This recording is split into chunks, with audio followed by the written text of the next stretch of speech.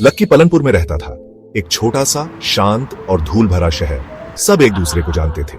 लक्की local bank में काम करता था, दिन भर पैसे गिनता रहता था। बोरिंग काम था। लक्की कैशियर था। वो लोगों को बड़े बड़े नोटों की गड्डियां जमा करते देखता था। हर रोज वो पैसों को हाथ लगाता था, पर वो उसके अपने नहीं थे। वो अपने खुद के पैसों का सपना देखता था, पलनपुर से बाहर की जिंदगी का सपना। हर शाम लक्की अपने घर, अपने परिवार के पास लौटता। उसके माँ बाप बूढ़े थे, उस पर निर्भर थे। वो उन्हें एक अच्छी जिंदगी देना चाहता था। अपनी छोटी बहन को नई ड्रेस दिलाना चाहता था। वो ऐसा बेटा बनना चाहता था जिस पर उन्हें गर्व हो। पर सपने महंगे होते हैं और लक्की की तनख्वाह छोटी। वो अपने सपने भी पूरे नहीं कर सकता था। वो जिम्मेदारी और ख्वाहिशों के चक्र में फंसा हुआ था। लक्की दिन भर दूसरों के पैसे गिनता। उसे हर नोट का वजन पता था। वो छूकर ही असली नकली नोट पहचान लेता था, पर उसकी जेब हमेशा खाली रहती थी। वो बड़ी गाड़ी का सपना देखता था, जैसी बैंक के सामने रुकती थी। महंगे कपड़े और सनग्लासेस पहनने का सपना। वो रोज उन अमीर लोगों को देखता था, उनकी जिंदगी की चाहत करता था। उसने पटेल भाई, जो लोकल साहूकार था, उससे अपनी बहन की पढ़ाई के लिए पैसे उधार लिए। ब्याज बढ़ता ही जा रहा था। वो कर्ज में डूबता जा रहा था। दौलत का सपना उससे और भी दूर होता जा रहा था।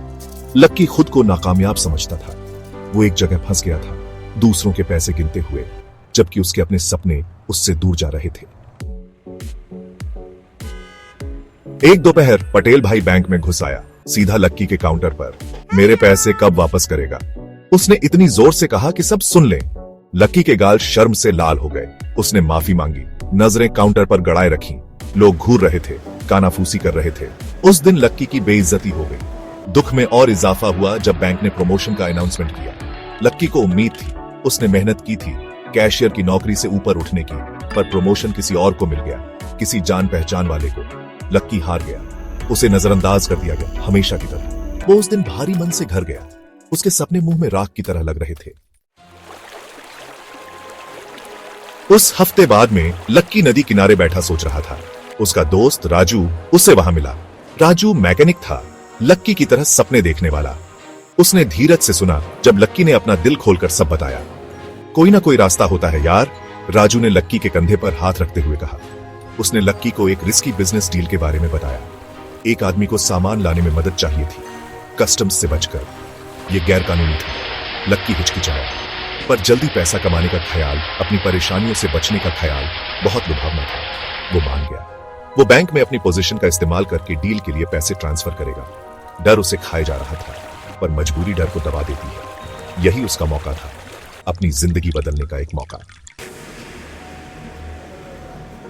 सेक्शन 5, कामयाबी का नशा, लालच की शुरुआत। डील बिना किसी रुकावट के हो गई। लक्की को उसका हिस्सा मिला, मोटी रकम। इतने पैसे उसने जिंदगी में कभी नहीं देखे थे। पहली बार उसे लगा कि वो कुछ कर सकता है। उसने पटेल भाई का कर्ज चुका दिया।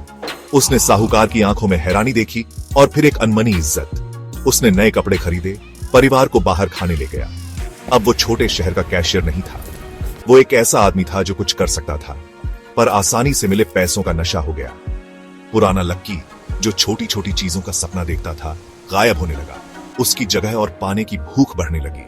वो बड़े रिस्क लेने लगा और डील्स में शामिल होने लगा। वो इसे अपने परिवार के लिए जरूरी बताता था, पर असल में उसे पावर का नशा हो गया था, जो दौलत के साथ आती है। सेक्शन 6, रस्सी पर चलना, लाखों का पीछा। एक दिन एक नया मौका आया। बहुत बड़ी डील, 10 लाख। लक्की की जिंदगी बदलने के लिए काफी। वो आखिरकार पलनपुर छोड़ सकता था। वो जिंदगी जी सकता था जिसका वो हमेशा सपना देखता था। पर यह डील ज्यादा रिस्की थी। इसमें डॉक्यूमेंट्स बनाने, अकाउंट्स में हेर फेर करने जैसी चीजें शामिल थीं। वो जानता था कि वो आग से खेल रहा है। एक गलती और सब कुछ खत्म हो सकता है। उसे रातों को नींद नहीं आती थी। डर हमेशा बना रहता था, पेट में एक गांठ की तरह। पर एक्साइटमेंट भी थी। वो रस्सी पर चल रहा था और एड्रेनलिन का नशा छाया हुआ था। वो अब बहुत आगे आ चुका था, पीछे नहीं हट सकता था। वो बहुत गहरे फंस चुका था। सेक्शन 7, शक के साए, बाल बाल बचना। बैंक में चर्चे हो रहे थे।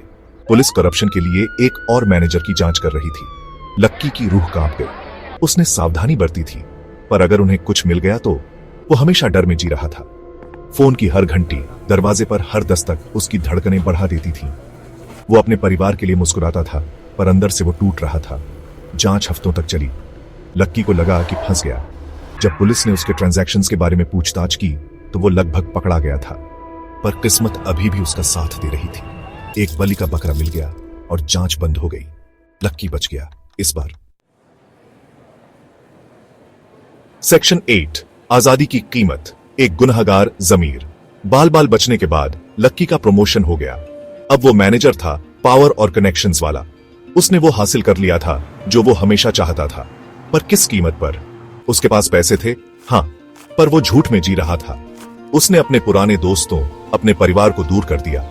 उन्होंने उसमें बदलाव देखा।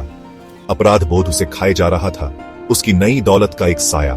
लक्की को एहसास हुआ कि वो अकेला था। उसके पास वो सब कुछ था जो वो चाहता था, फिर भी वो इतना खालीपन कभी महसूस नहीं किया था। पकड़े जाने का डर, अपने किए का पछतावा उसे सताता रहता था। वो जानता था कि वो ऐसा नहीं कर सकता, वो खुद से नहीं भाग सकता। सेक्शन 9, जन्नत मिली, सुकून खोया। आखिरी बूंद तब पड़ी जब उसने एक कुख्यात ठग के साथ साझेदारी की।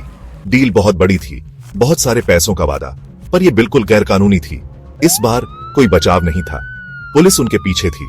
लक्की बस एक सूटकेस पैसों के साथ पलनपुर से भागने में कामयाब रहा, अपनी पुरानी जिंदगी पीछे छोड़कर। वो एक भूत बन गया, अपने पुराने रूप का साया।